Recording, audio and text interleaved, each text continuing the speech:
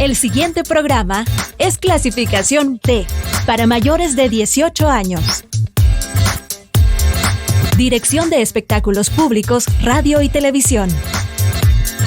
Ministerio de Gobernación.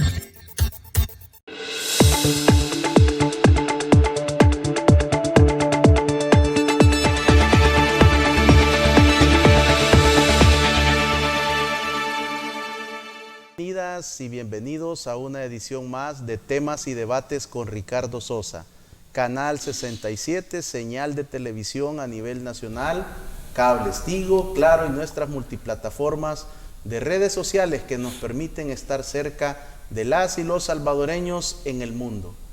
Hoy un tema más que interesante, el derecho, la abogacía, la Constitución. Para ello contamos con la valiosa participación del doctor Arturo Méndez Azahar, abogado, notario, catedrático, formador de muchas generaciones en las ciencias jurídicas y el derecho en nuestro país. Para mí es un honor presentarlo y reencontrarme con el doctor Méndez Azahar. Qué honor, qué privilegio contar con su participación, doctor. Le agradezco por estar con nosotros, por hacer un esfuerzo de trasladarse desde la zona norte de nuestro país para conversar desde el foro con nuestra audiencia. Gracias, Ricardo.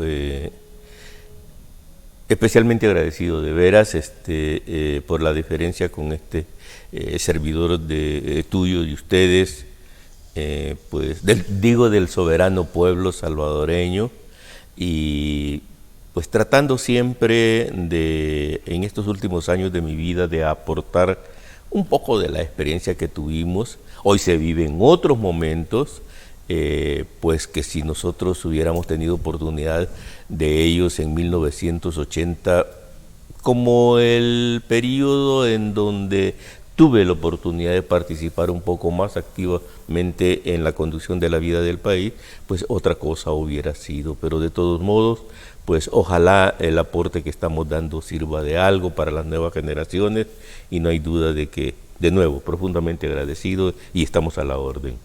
Doctor, ¿cómo va el país desde su óptica?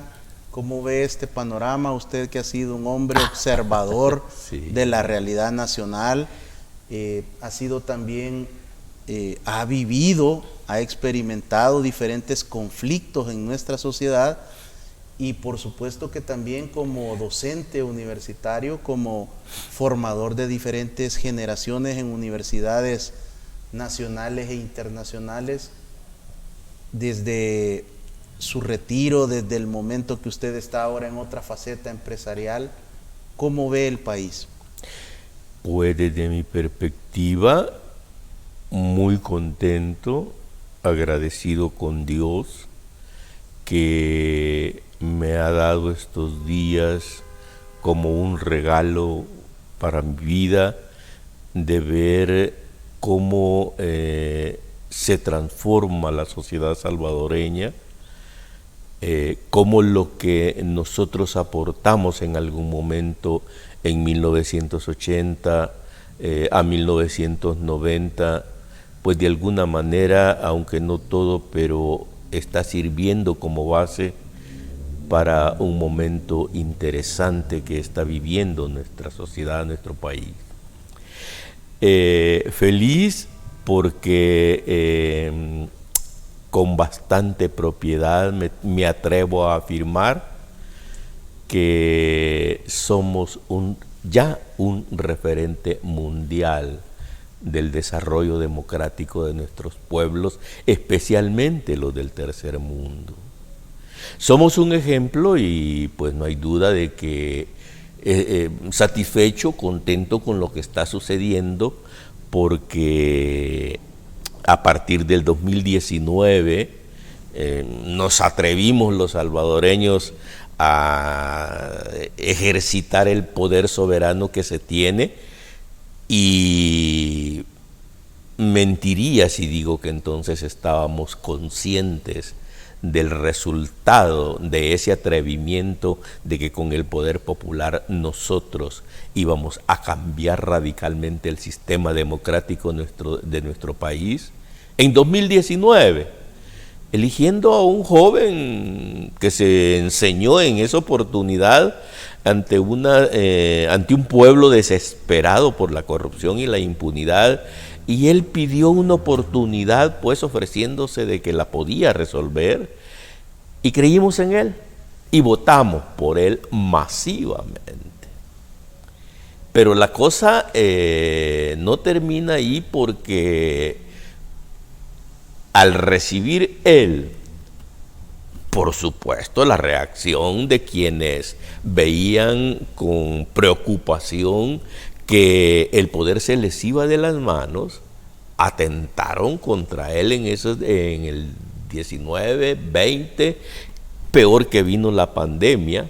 Pero eso nos permitió tomar la conciencia suficiente de que como pueblo debíamos dar el siguiente paso en el perfeccionamiento de nuestro sistema democrático, y para todos ahora como que es una hazaña irrepetible, increíble en aquel momento, y nos pronunciamos en el 2021 a favor de que nuestro país fuera dirigido por una nueva clase gobernante.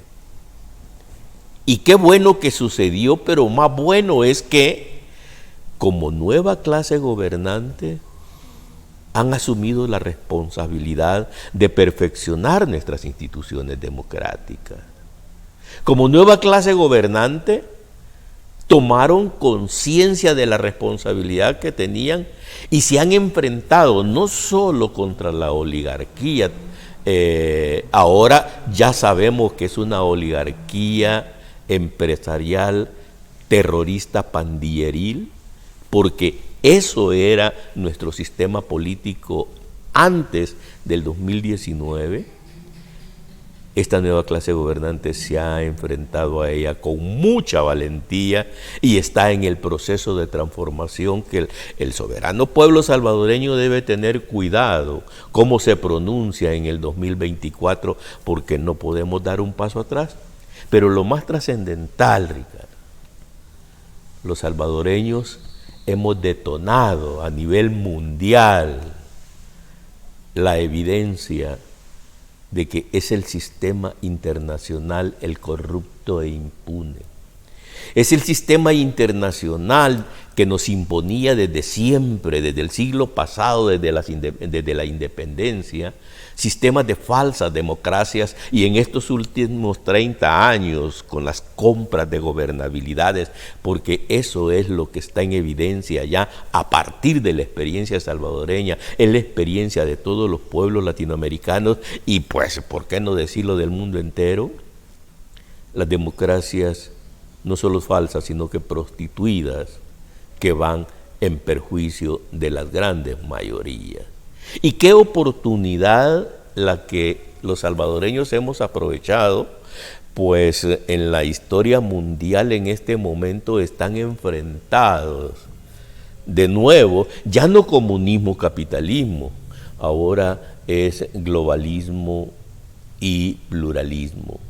Ahora se han inventado de que es autoritarismo o liberalismo, y entonces hay una conmoción en la humanidad que a nosotros los salvadoreños como que por momentos se olvidan de nosotros y nos dan la oportunidad de continuar en ese camino de perfeccionamiento del sistema democrático. De tal manera de que para el 2024 el soberano pueblo salvadoreño debe saber y entender de que tiene una gran responsabilidad.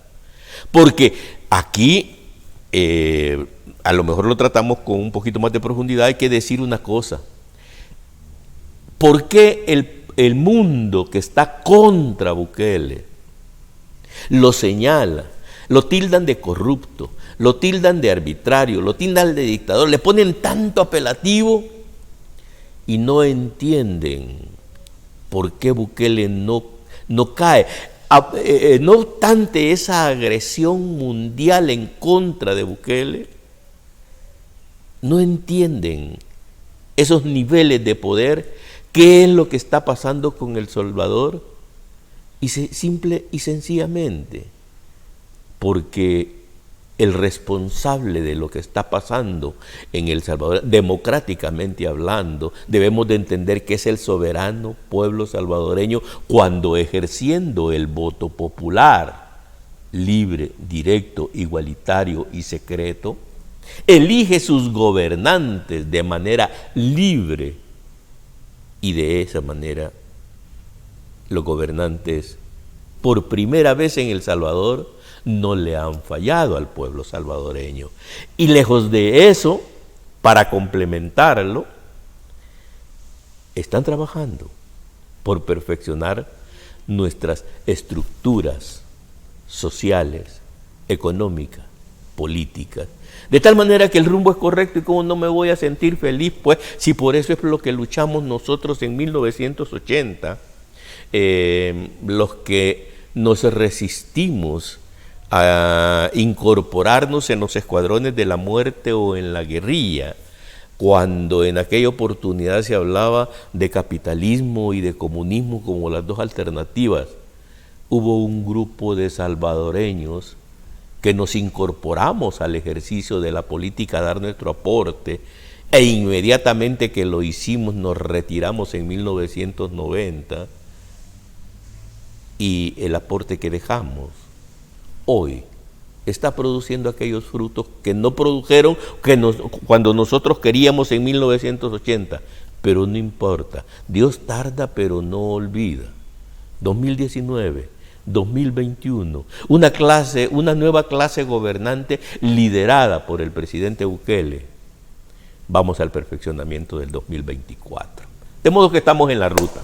Doctor Méndez Azahar, me recuerdo muy bien que coincidíamos como panelistas en diferentes programas de televisión entre el año 2004, 2012, y siempre se trataba de analizar diferentes perspectivas de la seguridad.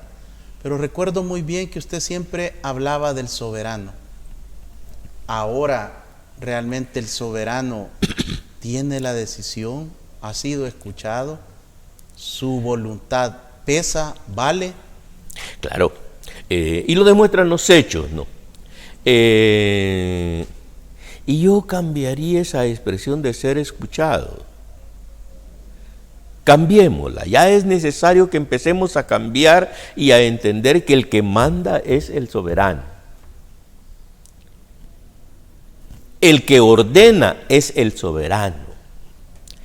Es que sobre nosotros, y qué buena oportunidad la que me da, entre nosotros todavía pesa mucho lo cultural. Políticamente, pues hemos sido acostumbrados a creer en un presidencialismo que sí pudo haber existido en el siglo XIX, en el siglo XX, en donde pues el presidente era el que mandaba, el que había que irle a pedir, el que decidía, y a eso recurrimos equivocadamente hasta los gobiernos militares. Porque si bien es cierto, habían elecciones, las elecciones, como siempre he dicho, eran producto de falsas democracias, en el sentido de que hemos dicho hasta la saciedad, nosotros votábamos pero no elegíamos. Simple y sencillamente, después que votábamos, pues se olvidaban del pueblo, y las personas que tenían acceso al ejercicio del poder público, después de la época de Martínez, los ricos decidieron mejor entregarle el poder a los militares, y los militares se agotaron en 60 años, que fue lo que provocó el golpe de Estado de 1980, y entonces los mandaron a destruirse, a pelear a las montañas, y el ejercicio del poder quedó de alguna manera, del poder político, no el económico, el ejercicio del poder político lo abandonaron los militares, y entonces los tomamos los políticos. Y digo con mucho orgullo que lo tomamos los políticos porque fuimos los que escribimos la historia de nuestro país en 1980 a 1982 con nuestra Constitución de 1983, pero luego se nos comenzó a ir de las manos el ejercicio del poder en el transcurso de 1984, cuando ya llega Napoleón Duarte a la presidencia de la República y que definitivamente llegamos a 1990, cuando Estados Unidos decide desarrollar pues sus planes de neoliberalismo y nos roba el Estado e impone el neoliberalismo, en donde ya no manda la Constitución, sino que manda el mercado.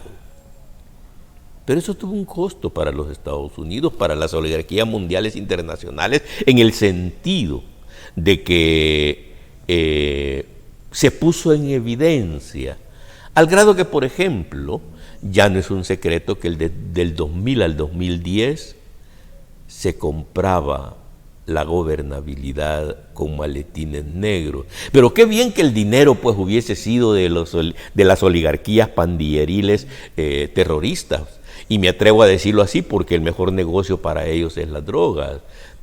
Qué bien que el dinero haya sido... No, usaban el dinero del pueblo, el dinero que pagamos en base tributaria. A nosotros, en una alianza de liderazgo político que surgió después de los acuerdos de paz, nos pusieron el IVA.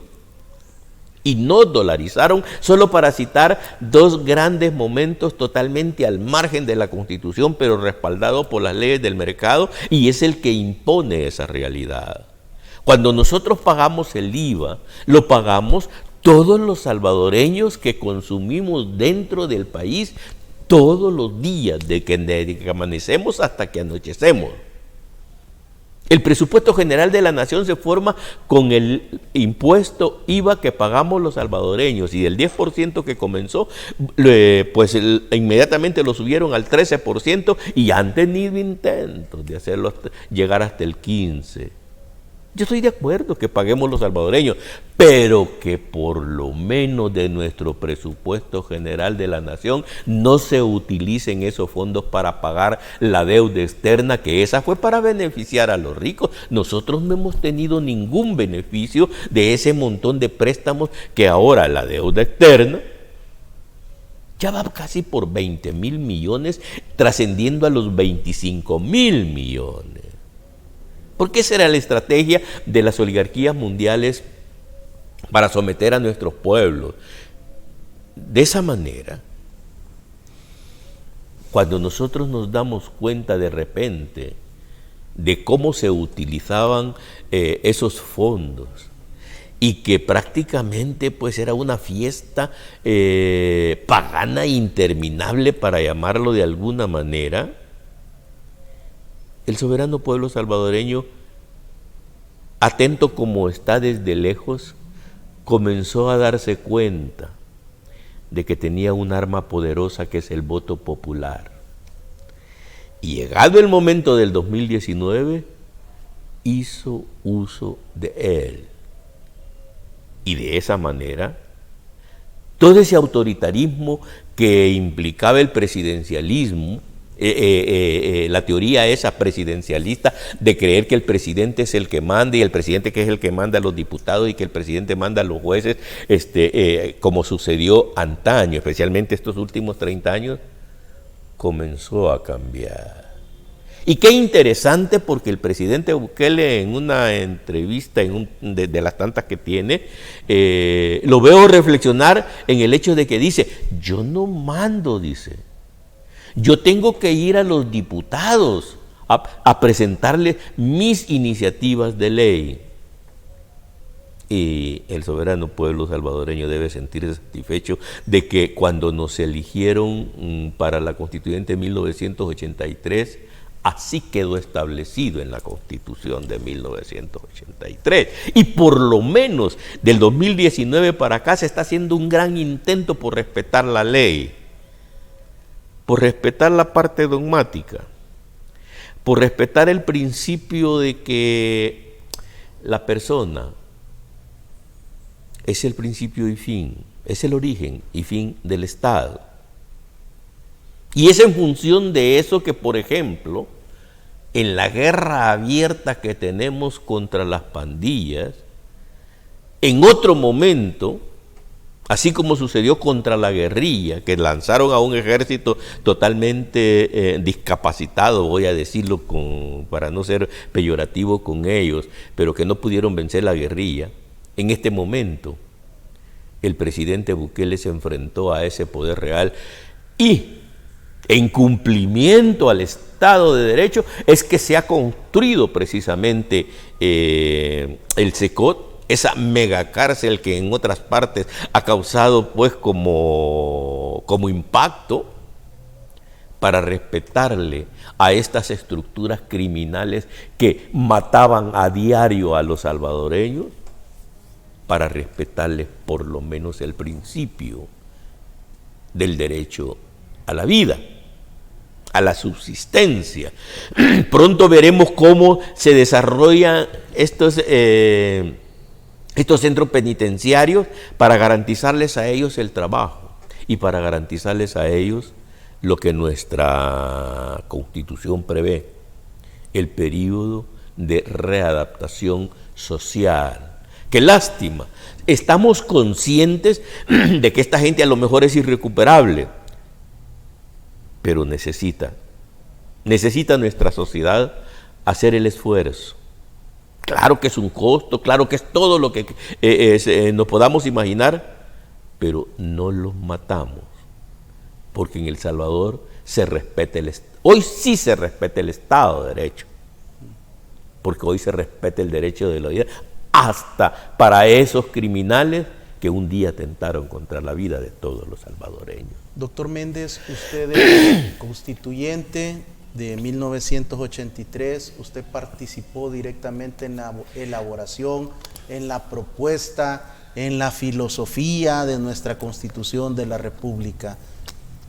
¿Cuál fue el espíritu que ustedes pensaron, diseñaron y le propusieron a la nación, ubicando al centro a la persona humana, y que usted hace toda esta reflexión y lo resume como que el pueblo es el soberano y que ese mandato viene de nuestra Constitución?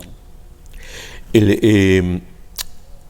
necesario, gracias por la oportunidad para ubicarnos en el contexto de la Constitución de 1983, que no es otra cosa nada más que las reflexiones que la clase gobernante de 1950 pues sentó las bases, por decirlo de alguna manera, en esa Constitución de esa época.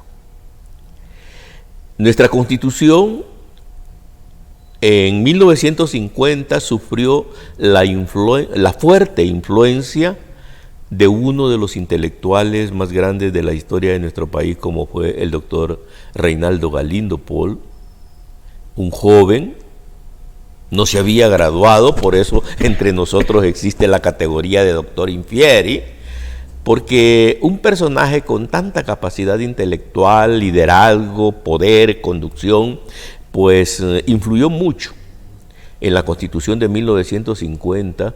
Él fue el presidente de la Asamblea Constituyente de aquella época y crearon la de 1950, que tuvo algunas reformas en 1961, pero que fueron más que todo cuestiones eminentemente de forma.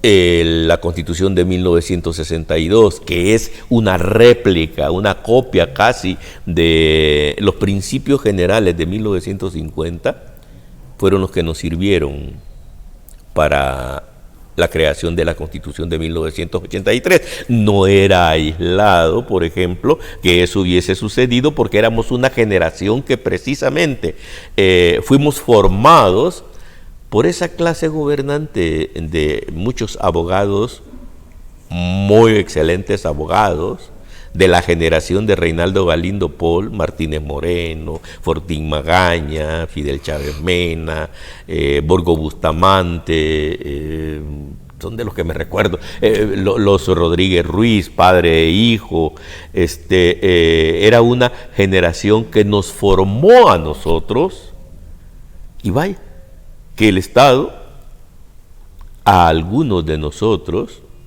voy a decir González Camacho, Luis Nelson Segovia, pues nos dio la oportunidad de poder influir en la Constitución de 1983. En esa época, los gringos, que son muy determinantes en estas cosas, estaban distraídos en hacernos el circo del comunismo, capitalismo, y estaba más entretenido con la guerrilla, con los escuadrones de la muerte, con los paramilitares, etcétera. Y los políticos prácticamente no tuvimos ninguna limitante, y entonces creamos un documento que, aprobado por la Asamblea, pues sentó las bases necesarias para que lo que hoy está ocurriendo pudiese ser dentro del Estado de Derecho.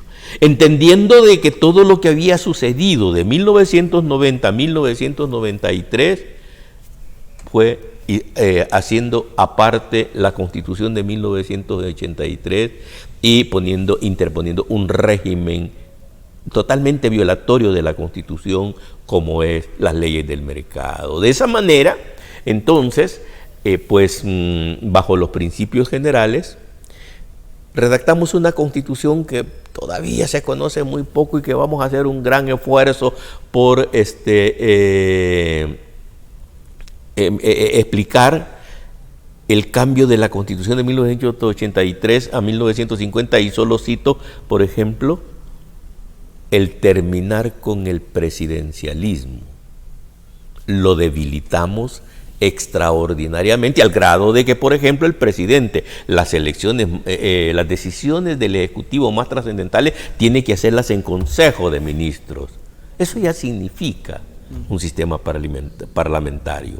Ya existía el órgano legislativo, con todas y las características de mayorías simples, calificadas y absolutas para poder tomar las decisiones, que en aquella época eran 60, hoy 84, y que estamos pretendiendo a reducir las 60 de nuevo. Yo digo que es suficiente 14, uno por departamento, pero será la decisión política oportuna y en la que decide el soberano pueblo salvadoreño. Y de esa manera empezamos a tomar decisiones parlamentarias. El soberano pueblo salvadoreño es precisamente un colectivo colegiado que ha tenido el momento histórico de tomar las mejores decisiones para el país. Muchas gracias, doctor Méndez Azahar, por esta primera parte del programa. Cuando regresemos conoceremos más ideas, más filosofía, más contundencia de la Constitución de 1983 en labios de uno de los constitucionalistas, de las personas que asumieron ese reto, ese desafío, para que ahora nosotros dispongamos de una Constitución vigente. Regresamos.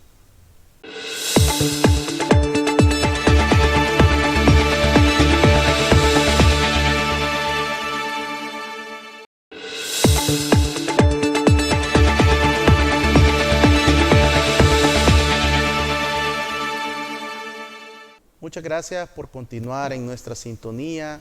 En esta oportunidad contamos con la valiosa participación del doctor Arturo Méndez Azahar, abogado, notario de la República, docente universitario, conferencista nacional e internacional en temas de derecho.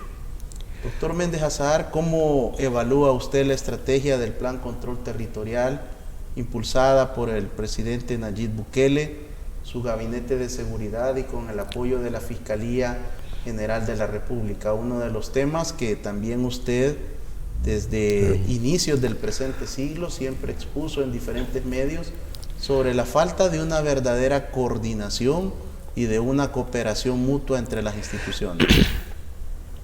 Es que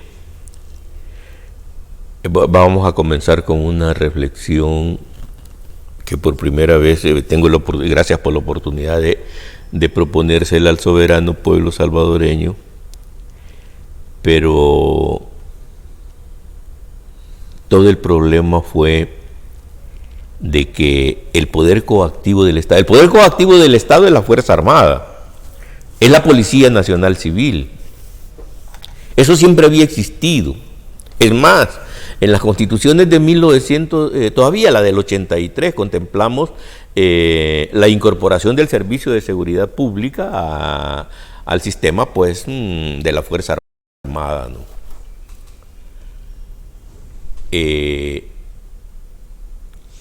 Cuando vemos de que hoy que están cumpliendo con sus obligaciones,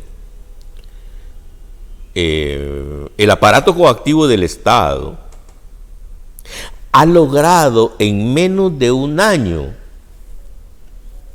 porque en realidad la mayoría de criminales, de terroristas pandilleros que fueron capturados, fueron precisamente en los primeros 3 a 6 meses del régimen de excepción.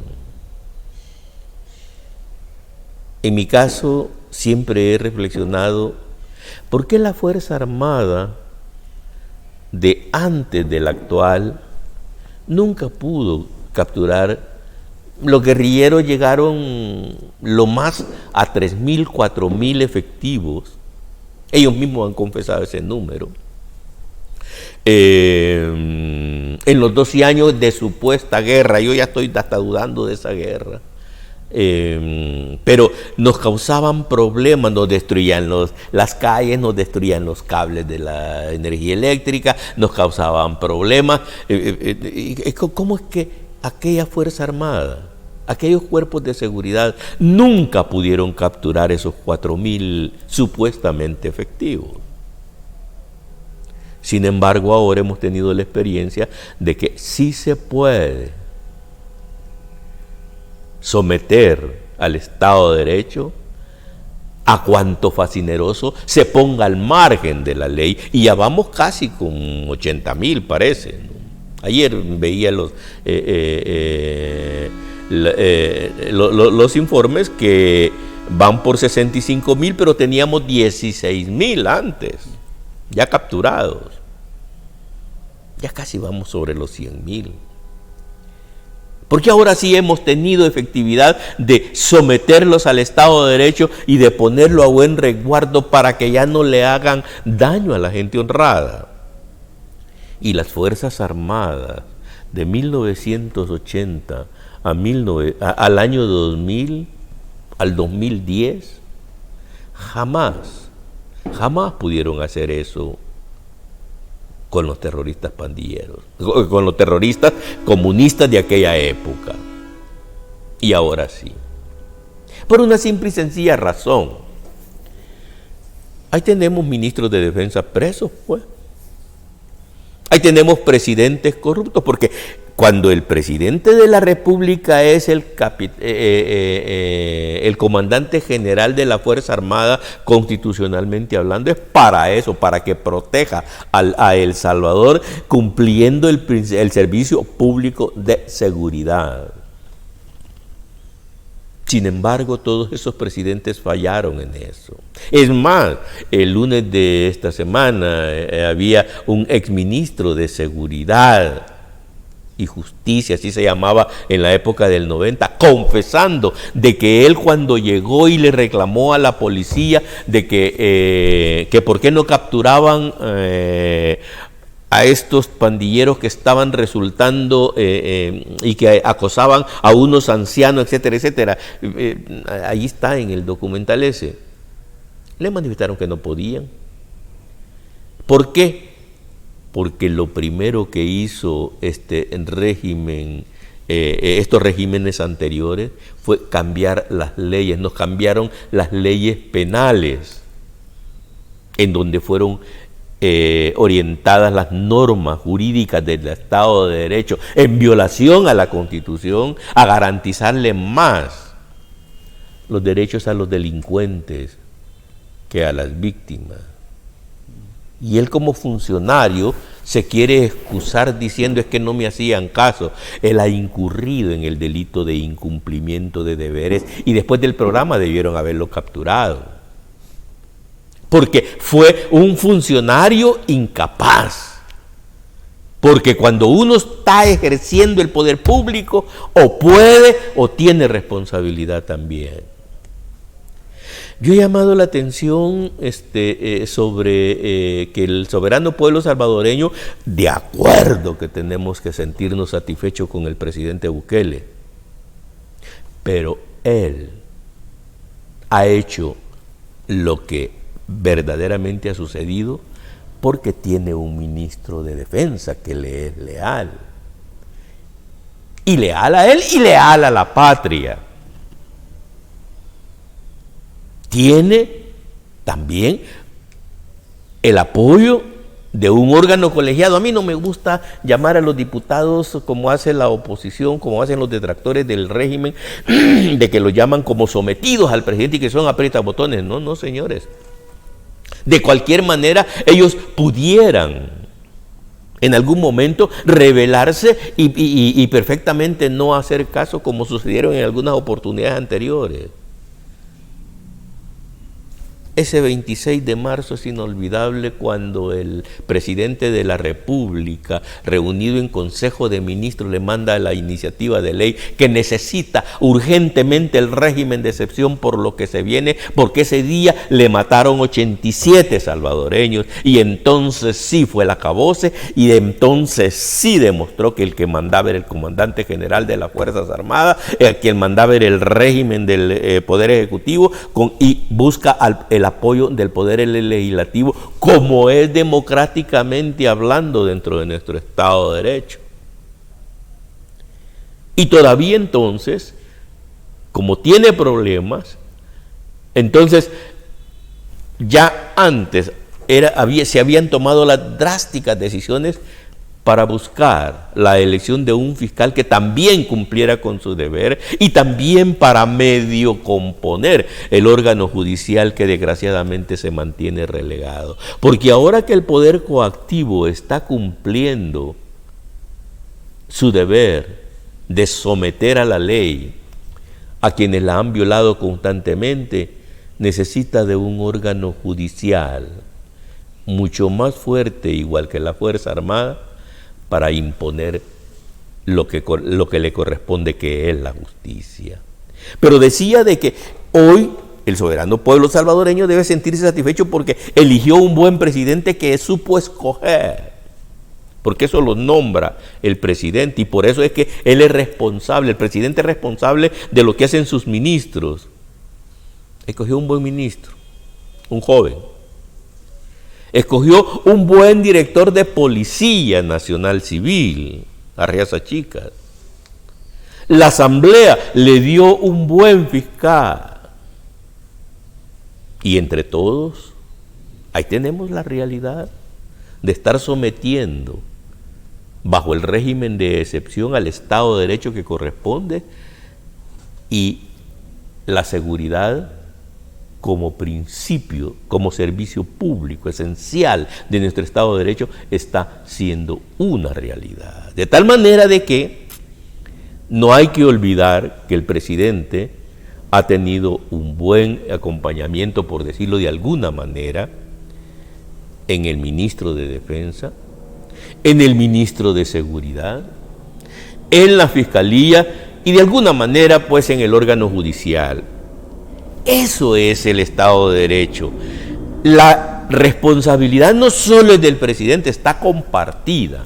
Y quiero terminar esto con una última reflexión alrededor de que, ¿y cómo que no iban a ser efectivos? Si solo bastaba buena voluntad, porque tanto Monroy como Arriaza Chica, como Villatoro, como el resto de personal, han surgido de la estructura. Ellos pertenecían a estas estructuras estatales de 1990 al 2019. Y miren, en un Twitter que escribía, relacionaba de que se vuelve a confirmar que de las espinas es que salen las rosas. Porque esta gente bien pudo, con la formación que tenía, bien pudo haberse orientado hacia la tolerancia de la criminalidad. Sin embargo, en el fondo hay algo que caracteriza a los salvadoreños, que es la bondad, y por lo menos a partir de ese principio, ellos saben cumplir con su deber y deciden cumplirle a la mayoría, al soberano pueblo salvadoreño, a los salvadoreños en general que queremos vivir en paz, y entienden de que ese otro sector estaba haciendo las cosas al margen de la ley. Y vaya, qué sector. Nosotros creímos que eran unos cuantos. Y miren que todavía no terminamos la tarea de capturarlos a todos para someterlos a buen resguardo y que ya no nos hagan daño, pero de acuerdo al control territorial, por sus resultados, en función de que hoy sí sentimos que hay seguridad en nuestro país, que es una realidad, pues nos sentimos satisfechos y eso es suficiente. Doctor Méndez Azahar, ¿cómo evalúa, cuál es su opinión del Centro de Confinamiento para el Terrorismo denominado CECOT? Y también vinculándolo Sí. sobre el artículo 27 de la Constitución de la República de 1983. Usted como constitucionalista sabe que no hace excepción de personas como lo plasmaron. Habla del fin de la pena. ¿Qué puede usted exponerle a nuestra teleaudiencia y cibernautas sobre el CECOT, sobre la vinculación con los derechos humanos, sobre el principio de la pena, pero también sobre cuáles son las medidas de seguridad de este tipo de personas con niveles de alta peligrosidad? Comencemos a partir de una experiencia desagradable que se ha tenido un presidente de un país hermano que sufre las consecuencias, y no de ahora, sino que precisamente de siempre, y que es parte del problema que tuvimos en El Salvador. Relacionaba de que ellos lo habían resuelto, decía, es totalmente falso, de que ellos habían combatido la delincuencia creando cárceles, creando universidades, decía, equivocada, demagógicamente hablando, criticando el CECOT como un campo de concentración de los que han existido en la humanidad en otras latitudes.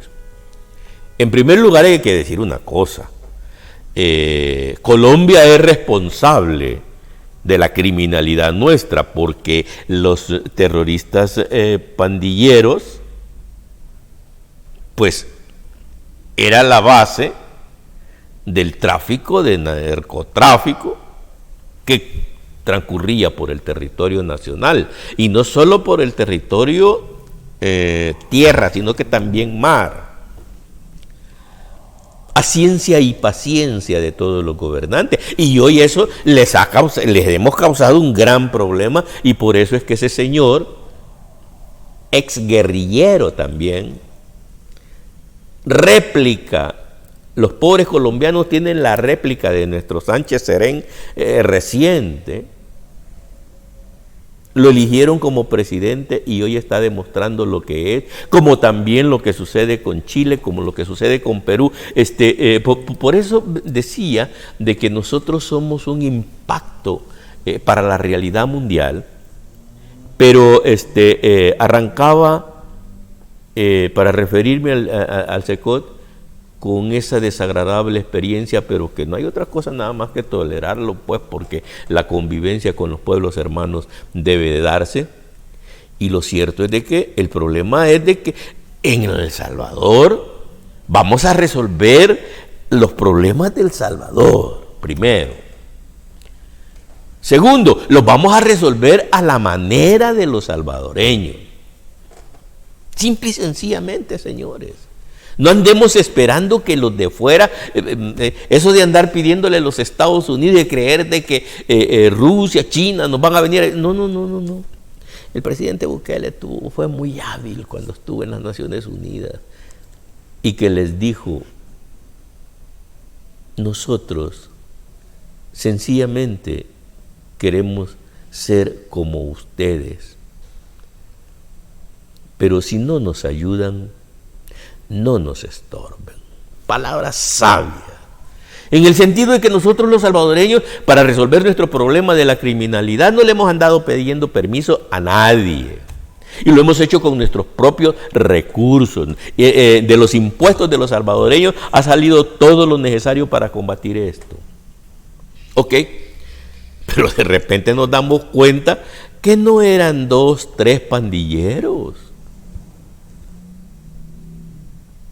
Ya vamos sobre, decía 65,000 más 15,000 que teníamos presos antes, 16,000 que teníamos antes.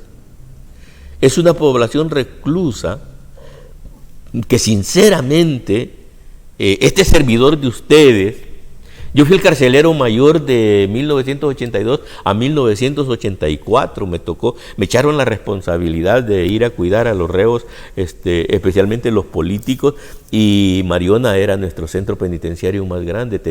Entonces yo tenía una población reclusa de 4,000.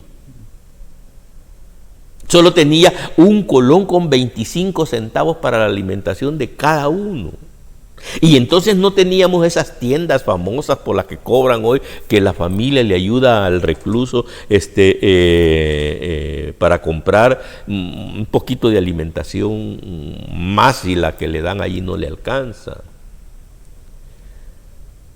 Solo teníamos 4,000. Y les digo, Mariona era un problema serio. Imagínense ahora, de repente, de la noche a la mañana, porque de mes de marzo, con el régimen de excepción, abril, mayo, ya casi iban 30,000. Así de sencillo, señores.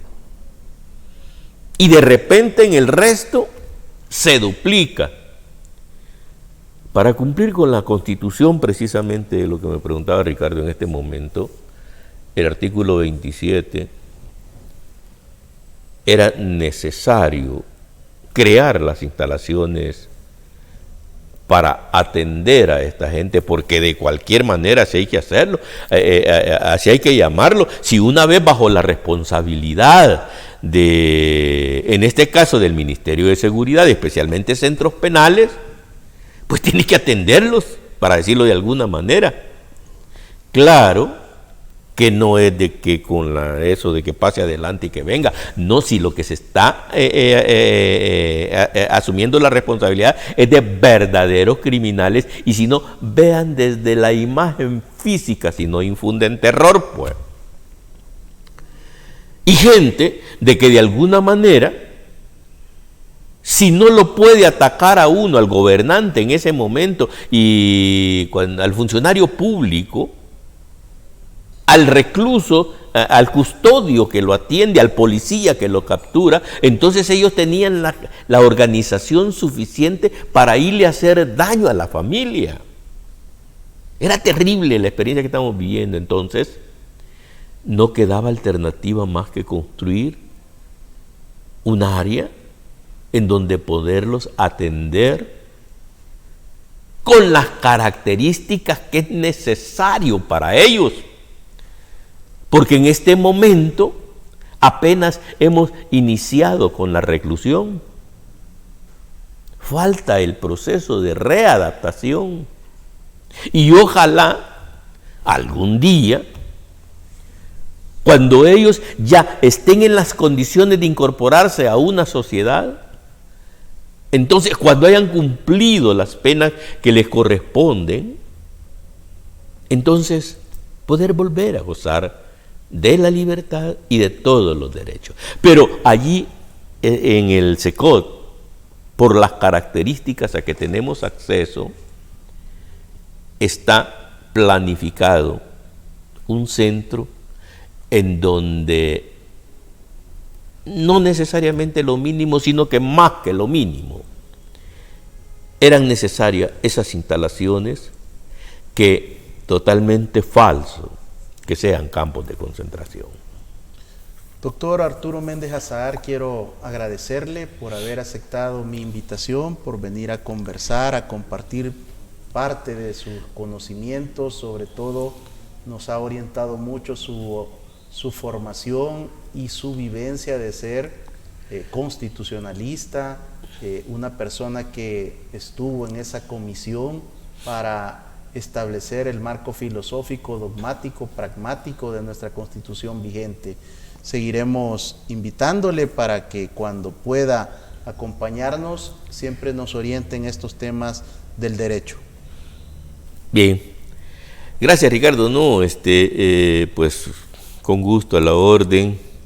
Es por demás de que uno pueda como cortar en su vida algo que apasionó tanto como es esto de tratar de contribuir con el soberano pueblo salvadoreño, y especialmente ahora que está sucediendo tantas cosas buenas, pues por lo menos plantear las ideas para que, sometidas a consideración de los actuales gobernantes, si pueden tomarlas en cuenta, pues bien, y si no, pues uno queda con la satisfacción de que ha tratado de aportar. Estamos a la orden y ojalá podamos pues estar presentes siempre, y gracias Ricardo, de veras. Que Dios le bendiga, le guarde, le siga prosperando en todos sus negocios y en esta faceta empresarial en la cual usted se encuentra en este momento. Amigos televidentes y cibernautas, que Dios les bendiga y recuerde, la muerte más prevenible de todas es el suicidio. Abrace la vida.